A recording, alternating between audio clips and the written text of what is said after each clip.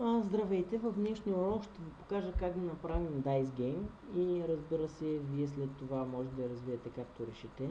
За целта ще използваме Microsoft среда за разработване WebAD.NET от версия 2.8 до 2.10. Всички ще бъдат съпортнати от кода, който напишем в момента. В случая аз съм си подготвил Visual Basic.NET 2010, като ще кликнем да създадем нов проект и ще изберем фреймворк 2, може би, който ще тръгне под Windows XP, защото да не забравяме, че освен че разработваме за нашия Windows в текущия, така и за други, за да може всеки да използваме.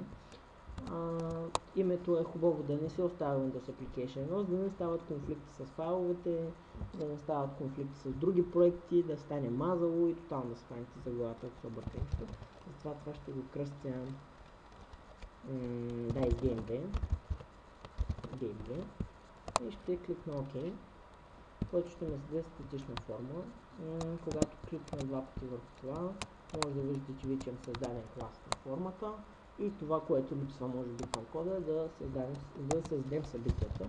В случая ще пусна бутон и като кликна два пъти върху него, WebAD.NET веднага ми генерира едно събитие, което ето го. Това е събитието ни, button 1 до 3. За това ще ни трябва един picture box, малък 4 на 4 квадратче с size mode auto size. Извинявам се, като нека да дадем текст troll и нека да не се казва button, да бъде button troll.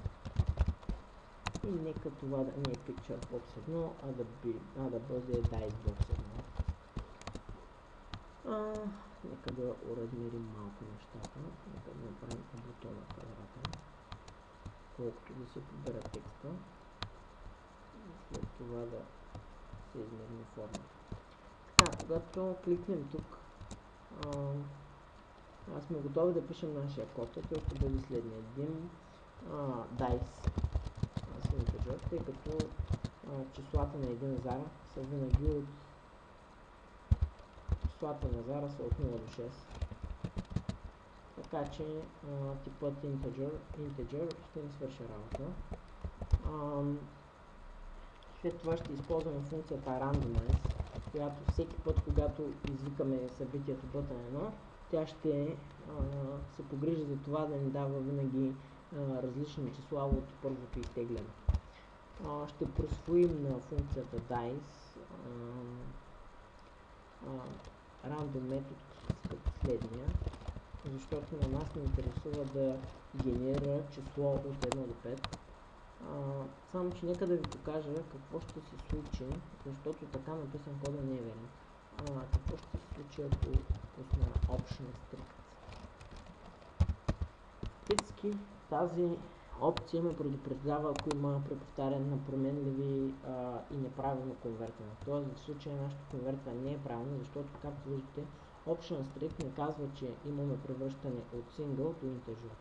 Тоест в момента това число ще бъде single.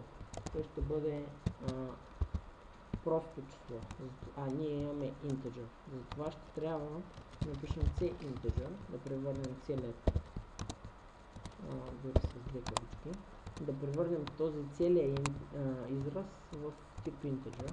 Да следим и инструкцията system.windows.form.form.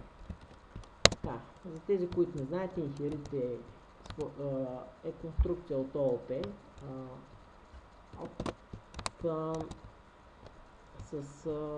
ние може да наследяваме свойство на други класове и обекти, като ги представяме за нов клас, но това предполагам някои от вас, ако не са го чували, е хубаво да се зачитат в него, защото без OOP един програм не се нищо.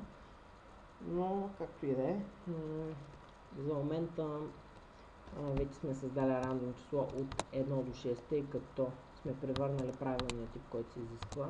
Единица плюс число от 1 до 5, т.е. израза представлява следното. Нека да закоментираме. Имаме 1 плюс рандом число, да кажем 4, резултатът ще бъде 5. Имаме 1 плюс рандом числото се генерира 5, резултатът ще бъде 6. Имаме да кажем 1 плюс 3, резултатът ще бъде 4. И така ние винаги ще получаваме различен резултат от статичния, благодарение на функцията randomize, която е вградена. Също така, за да определим всеки път какъв вид зар да излиза в PictureBox,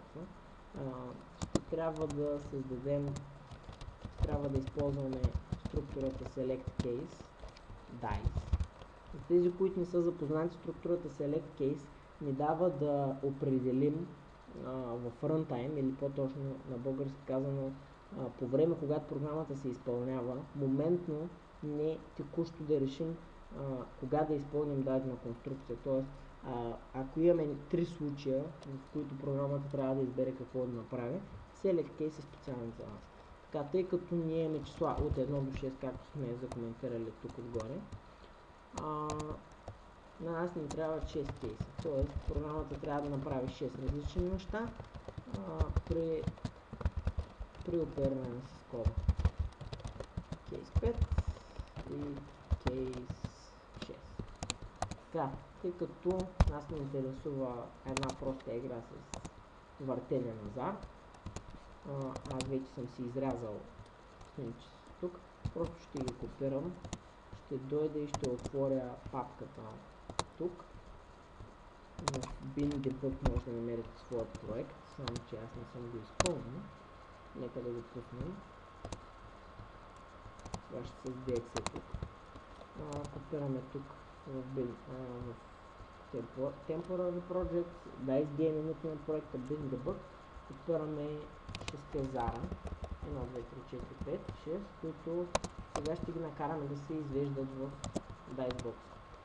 Така, ще напишем така, Dicebox, както препръскате в PictureBox, е равно на, използваме един вграден клас в самия .NET, system.windows.systemdrawing.bitmap.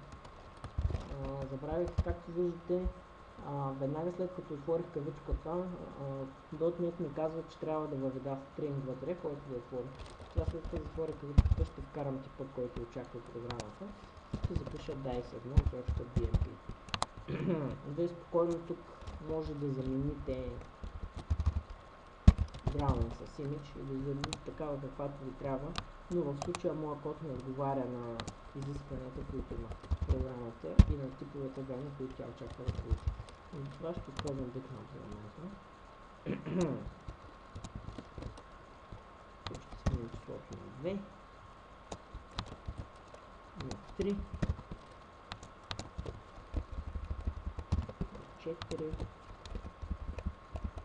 на 5 и разбира се на 6. Нека видим дали програмата ще заработи така, както и сега говорихме. Формата, както виждате, вече е генерирана и ще натисна бутона Pro.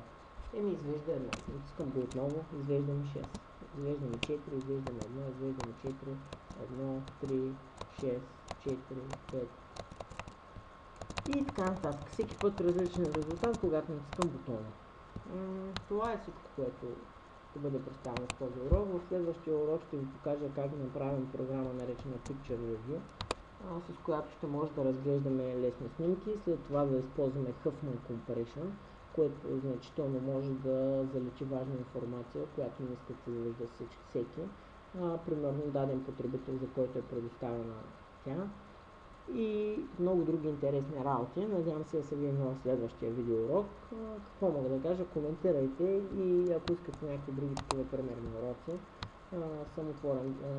Давайте предложения и може би ще ги направя, когато имам свободно време. Благодаря ви и довиждане.